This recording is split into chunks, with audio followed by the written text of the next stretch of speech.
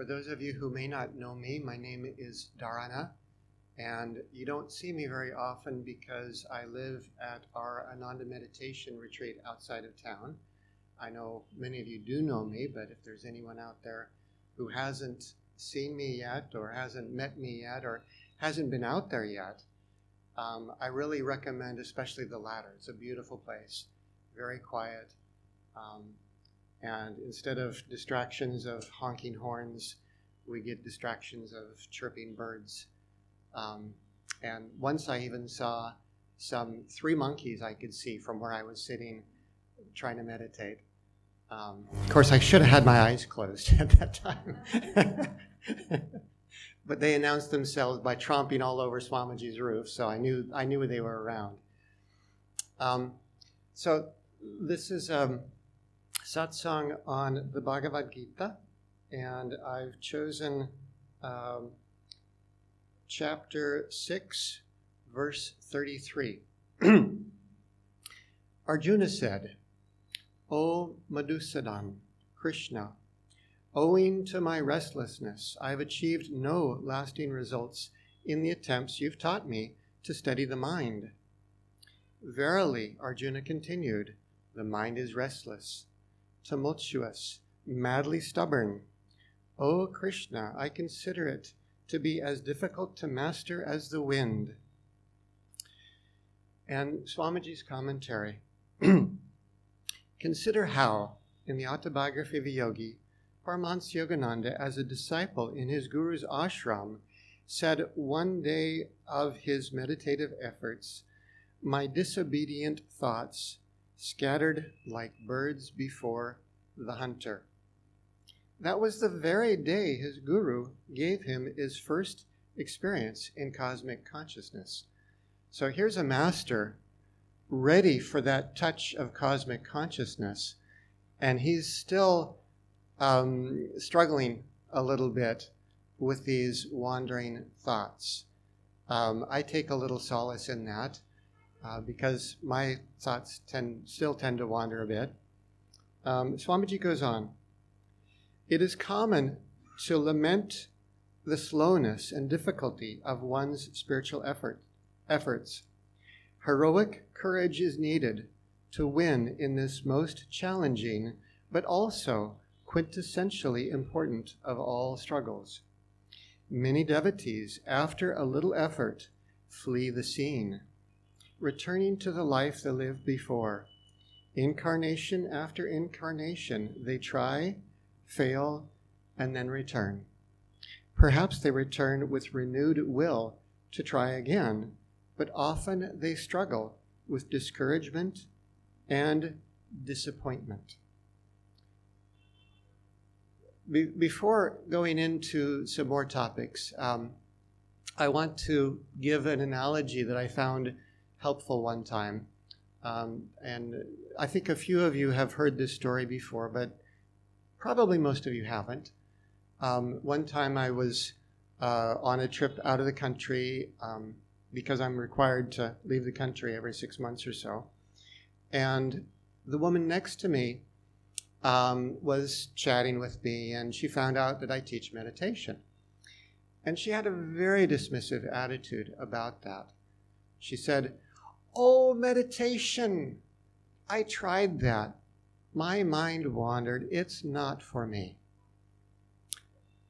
And I thought of things, I was trying to think of things that I could say to this woman that might give her a little encouragement, give her a pep talk, but everything that I could think of just seemed like interfering, and not that helpful, not that insightful. So I couldn't think of anything during that plane ride. But the next morning, I thought of what I consider a very helpful analogy. Think of a child first learning to walk. What do? Most of the time, they stand up. Maybe they're able to take one step, and they fall down. Can you imagine a child deciding, oh, walking, I tried that, I fell down. That's not for me. Think of that the next time your mind is wandering. I think it's a little easier. Just like all of us have the destiny, except for a few rare people born with some malformity of their limbs or something. Every one of us has the destiny. We'll be able to learn to walk. And every one of us has the destiny. We'll be able to learn to still the mind. We'll be able to have that day, just like Yogananda did, where we're ready for cosmic consciousness, if we persevere.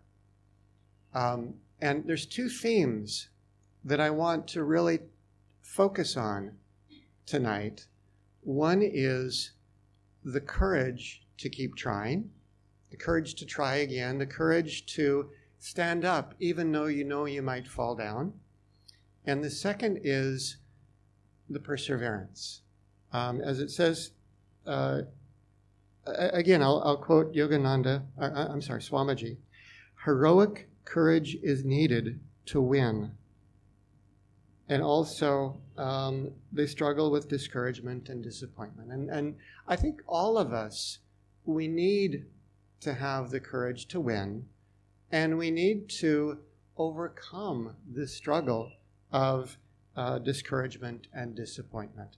And I picked this theme in particular, particularly courage, because, as most of you know, Sunday is Swami Kriyananda's birthday anniversary. And I won't be here on Sunday. But I wanted to tell some stories of my time with Swamiji. And I know Jayaji is going to give a discourse, and I won't be there to hear it. But I'll only tell stories that are personal stories between me and Swamiji. So there's no chance of taking any stories away from you.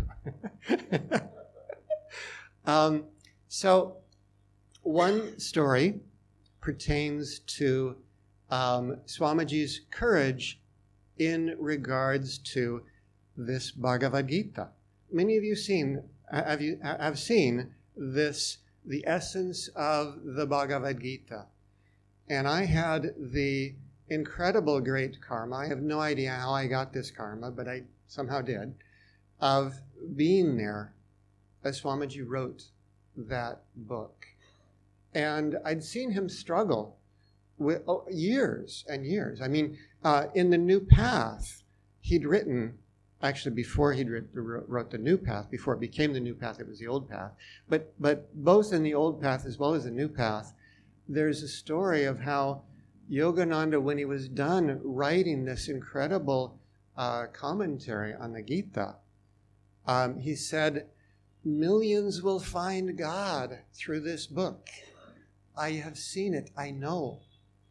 And so I knew it was an important work. And I knew also, Swamiji had said that Yogananda had particularly asked Swamiji, first of all, well, who should I take with me out to 29 Palms, this desert retreat, to be with me during that writing? And again, Swamiji's face appeared, Swami Kriyananda's face appeared. And then Yogananda asked Swamiji, edit this book in particular, editing in general, but specifically for this book. And yet, there's a long story, and I don't want to distract from the topic, but Swami Kriyananda did not have access to that manuscript. Every other manuscript of Swamiji's, or of Yogananda's, that he'd edited, he had the manuscript. He worked from that manuscript. He was very careful not to change a thought. And he knew that Yogananda had asked him to do this, but how can I work? One time in a dream, he held this up in to Yogananda. How can I edit this book? I don't even have the manuscript.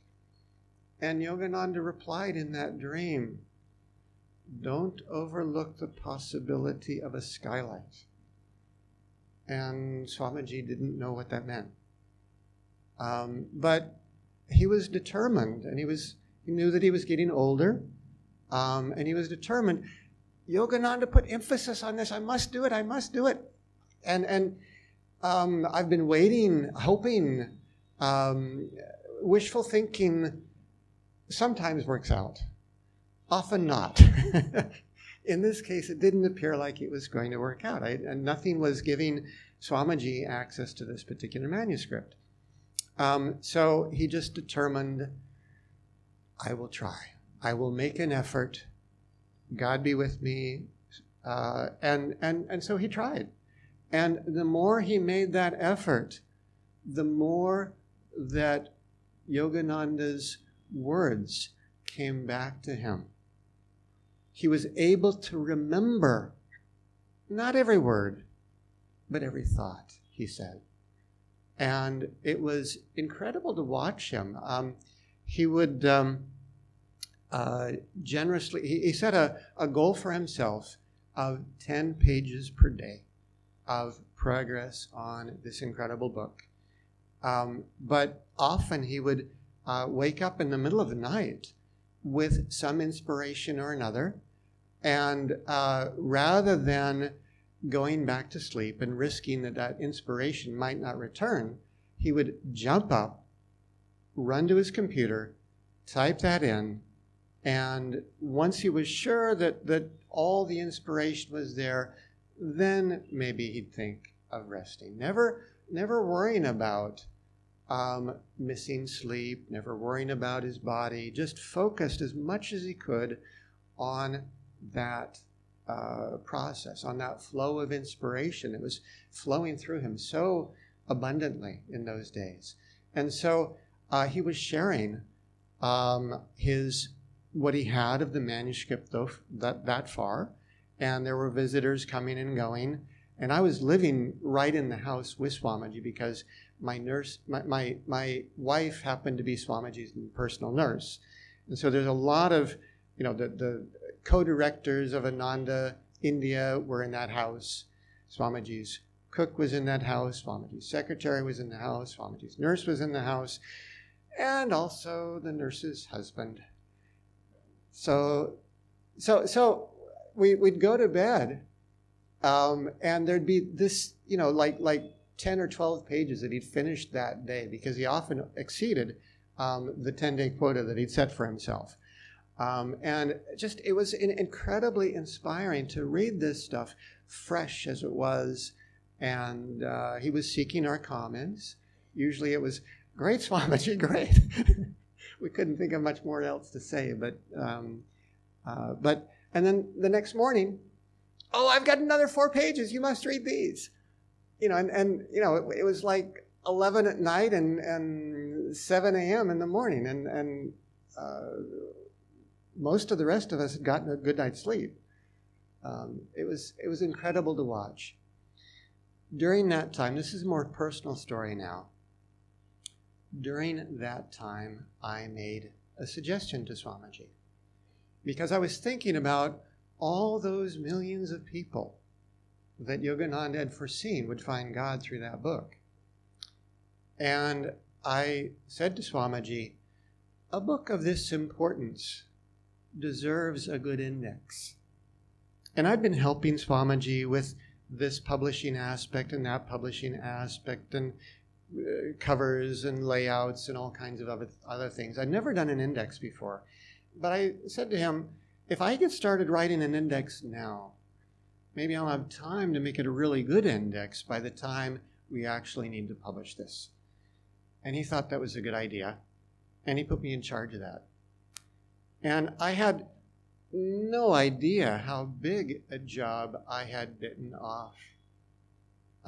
It was a worthy effort, a very good effort, but a huge effort. I quickly learned a little bit, took a crash course in how do you write an index, now that I've committed to doing one, and realized, well, you look for the key points that are made on every page. So I'd open the manuscript, and there'd be 2 pages, and I'd find 5 worthy points here and 6 over here. And then I'd read it again to make sure I got them all. And then I'd find another 4 or 5 good points here. and another 4 or 5 good points here. And it seemed like an endless task. And it also turned into this software development project because there was 2 different tools, and I won't bore you with the details, but it's like I needed a bridge between the 2 tools. And so I was writing the software to bridge between one tool that built the index and the other tool that made it presentable. And it was overwhelming, but it was worth doing. And I kept at it and kept at it and kept at it. And I put enough good energy in it, and it was a worthy thing, that my wife, being the nurse and having nothing else to do, finally realized, oh, maybe she could help the husband, which I thought was a really good idea. I didn't want to beat her over the head with that. That wasn't the kind of marriage we had, but I was, she wanted to seclude. Swamiji was healthy, time off for the nurse, wonderful. But she finally realized that, well, helping the husband might be a good thing. And in all honesty, my motives were not entirely pure in writing that index. Mostly they were. I really sincerely wanted to help those millions, and I wanted to help Swamiji. I'd been helping Swamiji so many ways. But there was a little part of my consciousness that said, if I can help millions of people find God, then that'll help me too. That'll be good karma for me. And I'm sure that Swamiji saw that impure motive in me, and yet he also said, yes, do this. And there's a lesson here that I'm drawing from it that I think is a useful lesson. If something is worth doing, don't worry about whether your motives are 100% pure. I had maybe 80% pure motives, and try to purify the other 20%, or maybe it's only 10% for you or whatever. But don't miss the opportunity to do a good thing just because your motives are not entirely 100% pure yet. In fact, by doing these things and offering them up and trying to purify your motives, that's the way to get more pure motives. If you don't do them and just, my motives aren't pure, I can't do that, then you're missing the opportunity to serve the world, to serve mankind. And we want to forget ourselves. We don't want to be, Yogananda put it that we neither want inferiority nor superiority complex in our lives. Another story with Swamiji. You all have probably seen the movie Finding Happiness, right? Has everyone seen that? Has anyone not seen that? Okay. It's worth seeing. It's a really good movie.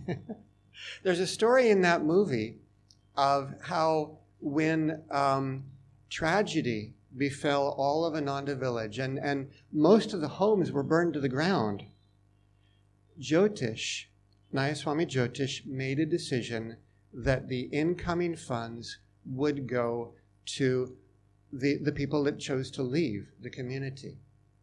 And that was a very worthy decision. The story that I want to tell now is about a tragedy that befell not us so much, but our neighbors around us. I was living in the community that we have in Italy. We have a yoga retreat center outside of Assisi, Italy. And in 1998, there was a big earthquake that hit that area. And some people died from the earthquake.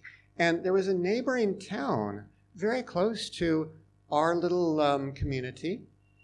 And in that neighboring town, I think 23 out of 26 homes, which were made out of stone and brick, were jostled so much in the earthquake that they were no longer inhabitable. And because I'd been helping with publishing even in those days, and I had a camera and was taking a lot of photos, Swamiji asked if I would go to that village and take photos of all of the houses that were no longer habitable. He wanted to do a fundraiser for that particular village and all the people in that village, because this was in the fall that the earthquake came. And when winter comes in Italy, it's no joke. There's snow on the ground. If you are living in a tent when there's snow on the ground, and that's your home, it's not so warm. It's not a comfortable experience. So Swamiji wanted to do something to show these people that it was possible to build wooden homes like we have in America very quickly, and they could build them quickly. They could be, and so we basically offered to build them a new church, because their church had also crumbled to the ground. And after they rebuilt their own church, that could be like a community center. It was a good idea, a very worthy idea, a very noble idea of putting out this idea. And so first I took all these photos, sent them to Swamiji. Swamiji was still in America. He did some kind of a fundraiser concert, raised a lot of money for helping these villagers. And then when he got back, he said, well, let's present this idea to them. I think by then he'd fleshed it out of exactly the details, because he knew exactly what had been damaged. And so he asked me, well, why don't you go back there and put this idea forward to them? And I went, but I had and I still have to some extent, a fairly shy personality. And Italian wasn't my first language. And walking up to unknown people and just saying, hey, we've got this great idea. We're going to build you a new church and do all these things. I didn't have the courage. So I came back. Swamiji asked me how it went. I said, well, not so well. And then he just went. And I followed. And I watched him. He didn't hesitate. He didn't think about, what are they going to think about me at all. He just went forward, put out that idea, and kept putting out that idea to higher and higher people until he was speaking to like the mayor of that little area. He invited them to his home. The long and the short of the story is that this group of people chose not to build anything out of wood. Wood was unknown to them. They were not ready for such a new idea. Swamiji donated the funds that had been raised to them anyway. We raised these funds only for you. It would be wrong to use them for any other purpose. But that's just an example of Swamiji's courage in perceiving other people's needs and not worrying about himself in following through with trying to help them. Be courageous in the ways that you help people. Last story is one that Swamiji tells, and I guess there is some risk that Jaya may have been thinking of telling this one, but Swamiji tells of a story where someone at Mount Washington had been averse to someone and couldn't stand being around that particular person, so much so that they left Mount Washington. They left that ashram with Yogananda in order to stay away from this person. And that person came back, that friend of Swamiji's came back a few years later, and he said, you know that person that I couldn't stand? Where I am now, there are 6 more people just like him. And this brings out another aspect of this, which is that if we embrace our challenges, if we go forward and face our challenges with courage, then they get smaller and easier to handle. But if we run away from them, if we're not ready to face our challenges, then they can get bigger and bigger until we have to take care of them. It's just it's something of how the universe works. And the last story I'll tell about myself. Some of you may notice that I'm missing a few teeth now, which I'm not that delighted about. Nobody wants to lose teeth. But I'd put a lot of wishful thinking into thinking that, well, maybe if I do this, maybe if I do this, maybe if I do this, I can keep those teeth. But I did a lot of research and realized, no, I should just face this. And the moral of the story, quickly, I could go into more detail, but why I didn't do root canals and other things. But the moral of the story is that by facing that challenge, I now have a blessing that has come to me. I didn't realize it, but there was like there was an infection in a number of these teeth. And that infection was like a burden to my immune system. And that burden on my immune system was keeping less energy, keeping energy to itself and leaving me with less energy that I could do other things with. And so one of the very unexpected blessings is that now I have greater concentration, greater energy, and greater sensitivity to, like when I do the energization exercises, now I can, somehow it's gone, the feeling of that energy within me has gone, like it used to be a 10, now it's up to a 15. And my meditations have improved too. So, and I read that oral infections are actually very much more common than most people think. If you're feeling like you've got low energy and you've been avoiding something, take care of it. And do take care of your teeth. I mean, better to face